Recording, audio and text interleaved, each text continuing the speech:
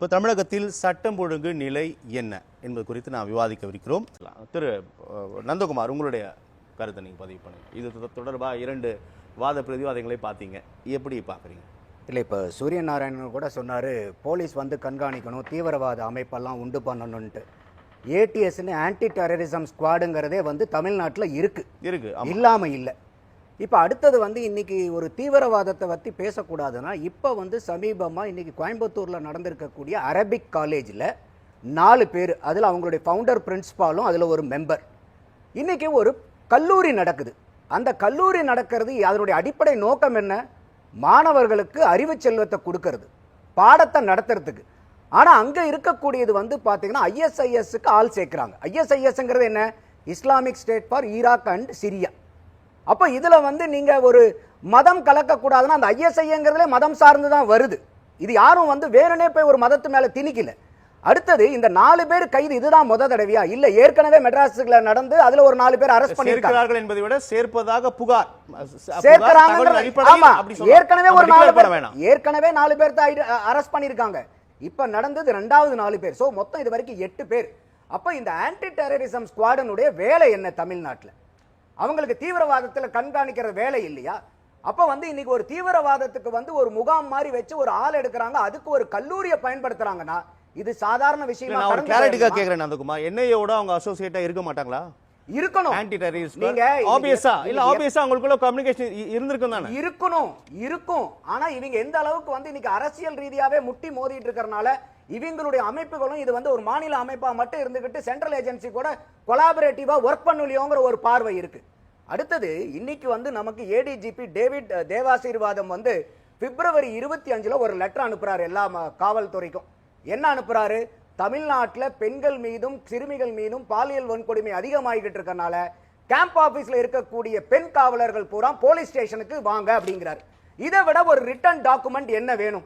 ஒரு ADGP letter எழுதுறார். அடுத்தது இன்னைக்கு சென்னை ஹைகோர்ட் ஒரு போக்குவரத்து துறையில அவங்க பெற்றவர்கள் இறந்துட்டானா கருணை அடிப்படையில் வந்து வேலை கொடுக்கணும்னு அவங்க வழக்கு நடத்தி அதுக்கு வந்து வேலையும் வந்து கொடுக்க சொல்றாங்க. கோர்ட் ஹைகோர்ட் ஆர்டர் பண்ணுது.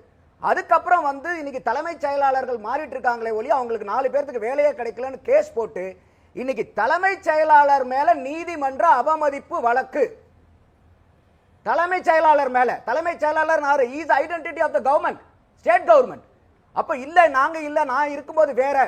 இது கோர்ட் ஆர்டர் கொடுத்ததுக்கு அப்புறம் யார் யாரெல்லாம் தலைமைச் செயலாளர்கள் வந்தாங்களோ அத்தனை பேர் கோர்ட்டுக்கு வரணும்ட்டாங்க. இப்போ இதை எப்படி எடுத்துக்கிறது?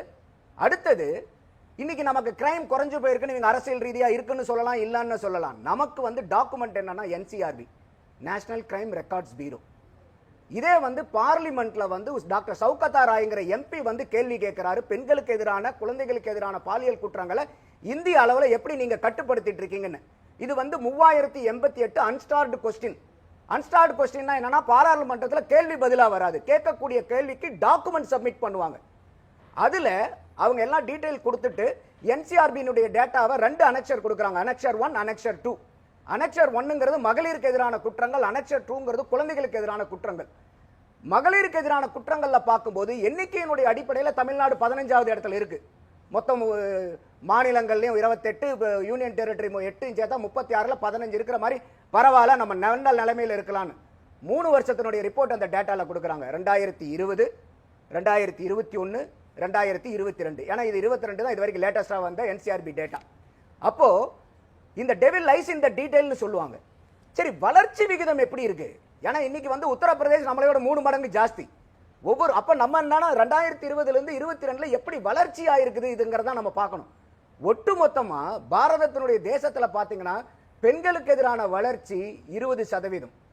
தமிழ்நாட்டில் எவ்வளவு தெரியுங்களா? அந்த 3 வருஷத்துல 39%. என்சிஆர்பி அட்ரஸ் பண்ணி நம்ம டிஜிபி சங்கர் ஜிவால் கூட ஒரு அதனாலதான் சொல்றேன், சங்கர் ஜிவால் வந்து ஓவரால் கிரைம் சொல்றாரு.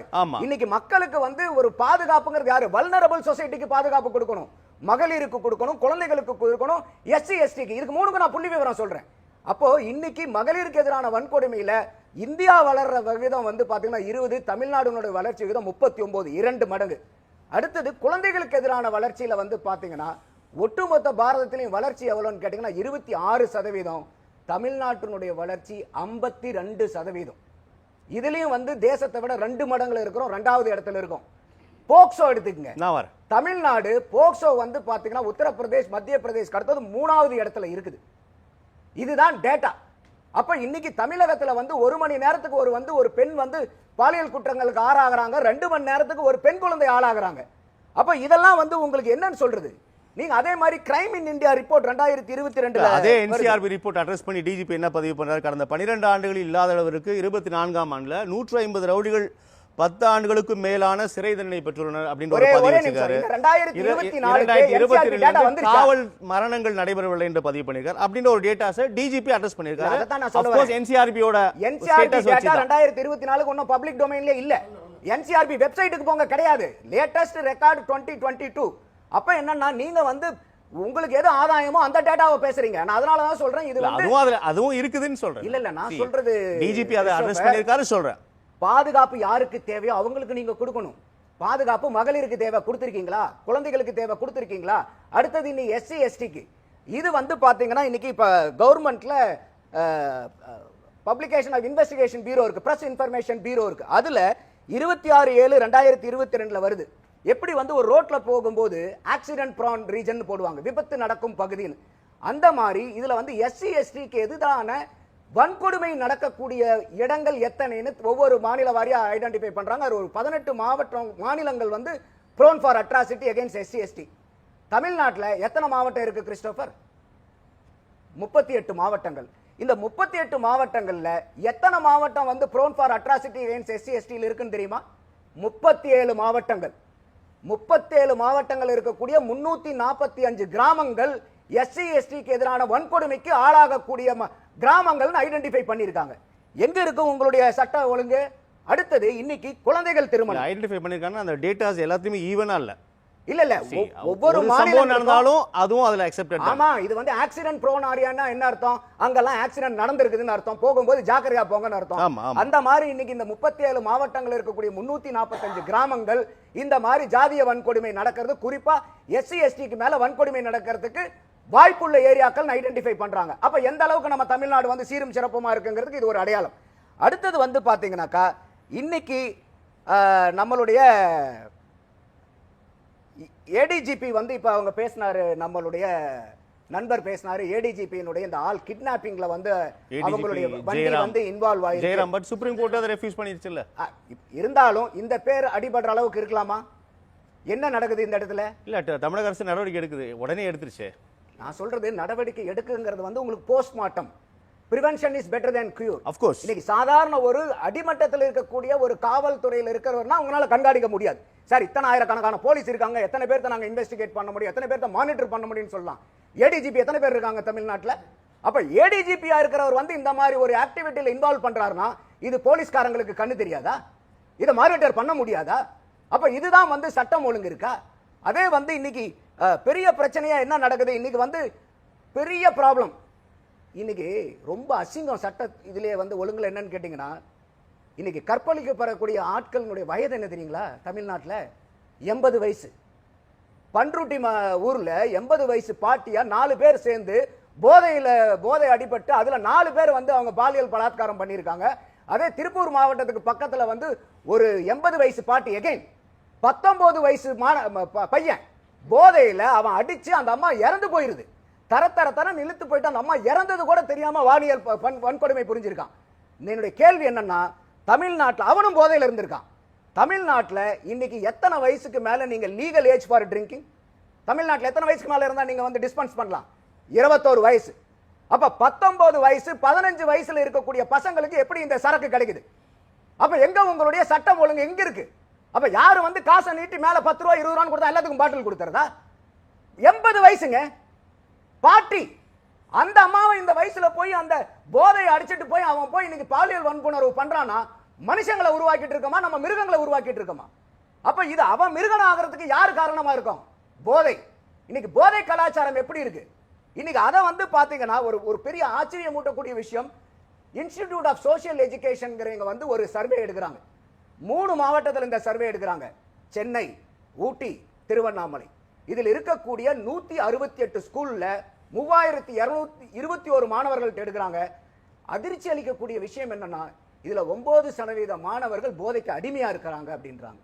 அதுல வந்து பார்க்கும்போது உங்களுக்கு சற்றேறக்குரிய 26 பேர் வந்து ஆல்கஹாலுக்கு அடிமை, 10% வந்து பாத்தீங்கன்னா கஞ்சாக்கு அடிமை. அவங்க சொல்லக்கூடிய காரணங்கள்ல 45% பியர் குரூப் பிரஷருங்க. மாணவர்கள் மத்தியிலே இது அடிக்கிற தப்பு இல்லடா, அப்ப ஏற்கனவே ஒருத்தன் இருக்கிறவன் உங்களை மோட்டிவேட் பண்றானா அவனுக்கு எப்படி சரக்கு கிடைச்சது? ரெண்டாவது அவங்க சொல்லக்கூடிய அதிகமான சதவீதம் 21% அவங்க சொல்றது ஈஸி ஆக்சசிபிலிட்டி, எனக்கு ஈஸியா கிடைக்கிறனால அவன் தவறு பண்றான். அப்ப இந்த குற்றம் அரசாங்கத்தினுடைய குற்றமா, இதுக்கும் மணிப்பூர் போய் குற்றம் சொல்ல போறோமா? இதுக்கும் வந்து யாரை போய் குற்றம் சொல்ல போறோம்? நம்ம பேசலாம். அப்ப நமக்கு நடக்கக்கூடிய, நம்ம மாநிலத்தில் நடக்கக்கூடிய அவலங்களை பூரா சார் என் வீடு குப்பையா இருக்கு நான் கூட்டணுமா இல்ல வந்து அவனை கூட்ட சொல்ல? அதுக்கப்புறம் நான் கமலஹாசன் ஒரு படத்துல சொல்லுவேன், மிக சரி, அவனை நிறுத்த சொல்ல. அப்புறம் நான் மிக சரியான கருத்து. நான் ஒரு நியாயமான வாதமா இது? என் வீட்டு குப்பையை நான் தான் சார் கூட்டணும். கண்டிப்பா கண்டிப்பா எப்படியோ குப்பையா வச்சிட்டு போறான். கண்டிப்பா நந்தகுமார், நாம் தொடர்ந்து பேசுகிறது. நமது தலைப்பு தொடர்பாக எக்ஸ் தளத்தில் ஒரு கேள்வியை பதிவிட்டிருந்தோம். தமிழகத்தின் சட்டம் ஒழுங்கின் நிலை என்ன என்று அந்த கேள்வியை பதிவிட்டிருந்தோம். அதற்கு மக்கள் தந்திருக்கக்கூடிய தீர்ப்பு என்பது எப்போதும் போல் உள்ளது என்று ஒரு விழுக்காட்டினரும், சிறப்பாக உள்ளது என்று 47 விழுக்காட்டினரும், மிக மோசமாக உள்ளது என 51 விழுக்காட்டினரும் பதிவு செய்திருக்கிறார்கள். இது தொடர்பாக நம்ம விருந்தினர்களோட கருத்துக்கள் கேட்கலாம். திரு நந்தகுமார், மோசமாக உள்ளது என 52 விழுக்காட்டினர் பதிவு செய்திருக்கிறார்கள். எப்போதும் போல் உள்ளது என 1%, சிறப்பாக உள்ளது என 47 விழுக்காட்டினரும் பதிவு செய்திருக்கிறார்கள். எப்படி பார்க்குறீங்க? இல்லை, இது சற்றேறக்குரிய என்னுடைய கருத்தும் மக்களுடைய கருத்தும் ஒத்து போயிருக்கு. நம்ம இப்போ கனகராஜ் சார் கூட சொன்னார் 3 ஸ்டேஷன் பரிசு கொடுத்துருக்காங்க, அதெல்லாம் வரவேற்கிறோம். ஒரு நல்லது எங்கே இருந்தாலும் நம்ம அதை பாராட்டணும். ஆனால் அதுக்கு உண்டான அது முன்னோக்கி தான் போகணுமே ஒழிய நம்ம வந்து மணிப்பூரை பாருங்க, மிசோராமை பாருங்க, அங்கே பாருங்க, இங்கே பாருங்கிறது எனக்கு உடன்பாடு இல்லை. ஏன்னா நம்ம வந்து இங்கே இன்னைக்கு இருக்கக்கூடிய ஆட்சி சொல்லிட்டு இருக்கிறது என்ன, நாங்கள் வந்து திராவிட மாடல், யாருக்கும் இல்லாத நாங்கள் முன்மாதிரி மாடல் அரசுன்னு சொல்லும்போது, நீங்கள் எல்லாத்துக்கும் நீங்கள் உதாரண புருஷராக திகழணுங்கிற ஒரு ஆசை இருக்கும்போது நீங்கள் அடுத்தவங்களை உங்களை குறை சொல்லும் போது அடுத்தவங்களை காமிக்கிறதே ஏற்புடைய வாதம் இல்லை. அது வந்து ஒன்று. அடுத்தது, இன்னைக்கு 19 ஜூன், இதே ஒரு வருஷத்துக்கு முன்னாடி, சற்று கரெக்டாக ஒரு வருஷத்துக்கு முன்னாடி கள்ளச்சாராய சாவு நடந்தது நம்ம இதில். அதுக்கு முன்னாடி 10 மாதத்துக்கு முன்னாடி வந்து பார்த்தீங்கன்னாக்கா அதே கள்ளச்சாராய சாவு நடந்தது. 24 பேர் அந்த டைமில் இறந்து போனாங்க. அப்பயே நம்மளுடைய தமிழக முதல்வர் என்ன சொன்னாருன்னா, இரும்பு கரம் கொண்டு அடக்குவோம்னார். 10 மாதத்துக்குள்ளார கள்ளக்குறிச்சியில் சாவு வந்து 66 பேர். அப்போ ஒட்டுமொத்தமாக 90 பேர் இறந்தாங்க.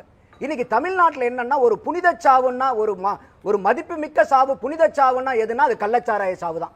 ஏன்னா நீங்க என்ன இன்சூரன்ஸ் போட்டிருந்தீங்கனாலும் அது கிடைக்கிறதுக்கு டைம் ஆகும். ஆனா கள்ளச்சாராயம் கொடுத்தீங்கன்னா ஸ்பாட்லயே உடனடியாக வந்து 10 லட்ச ரூபாய் டெலிவரி பண்ண முடியும். அதுவும் துணை முதல்வர் வந்து உங்களுக்கு வந்து டெலிவரி கொடுப்பார். அப்ப நம்ம எதை ப்ரமோட் பண்ணிட்டு இருக்கோம்? இதுக்கும் மக்களுடைய வரி பணத்தை வந்து நீங்க செலவு பண்றீங்க. நம்மளுடைய அரசாங்கம் கள்ளச்சாராயத்தை மனிதாபிமான அடிப்படையில் சார் அதுக்கு வேற செய்யணும். மனிதாபிமான அடிப்படையில் செய்யணும்னா என்ன செய்யணும்? ஒரு அரசு அணுகுது இல்லைங்க. மனிதாபிமான அடிப்படையில் என்ன செய்யணும்னா, அந்த மக்களுக்கு அந்த மாதிரி இருக்கக்கூடிய மக்களுடைய வாழ்க்கையை மேல கொண்டு வரணும், வாழ்வாதாரத்தை முன்னேற்றணும். கள்ளச்சாராயம் குடிச்சிட்டு சாவறவங்களுக்கு பூரா 10 லட்ச ரூபா. அந்த டைம்ல எத்தனை மீம்ஸ் வந்தது, ஏப்பா டாஸ்மாக்கு தேவையெல்லாம் போய் குடிச்சிட்டு இருக்கிற பாருப்பா, சித்தப்பா நம்ம ஊர்ல கள்ளச்சாராயம் குடிச்சு 10 லட்ச ரூபா வந்துருச்சான், சித்தி பாரு அந்த இடத்த வாங்கி போட்டுருக்குதுன்றாங்க, நீ ஏப்பா டாஸ்மாக்கு போற கள்ளச்சாராயம் குடிப்பான்னு அவன் மீம் போடுறான். இதுதான் நம்ம வந்து கொண்டு வரக்கூடிய மாடல் அது.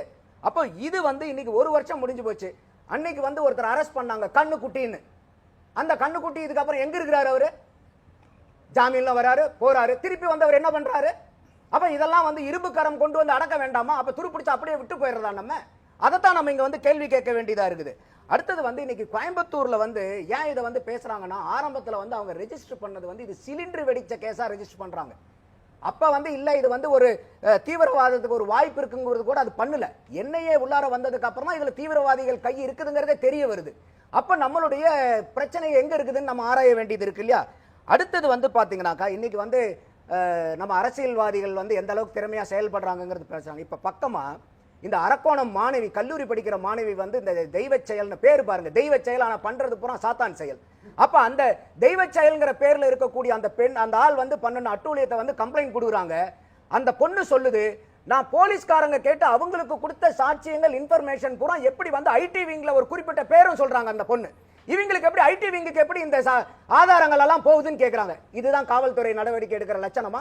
அடுத்தது இதே மாதிரி எந்த எதிர்க்கட்சியில் இருக்கக்கூடிய நபர்கள் கைது செய்யப்படும் போதும் அவங்க கிட்ட இருக்கக்கூடிய கைபேசியை பறிமுதல் பண்றாங்க. யாரு பறிமுதல் பண்றாங்க? காவல்துறை.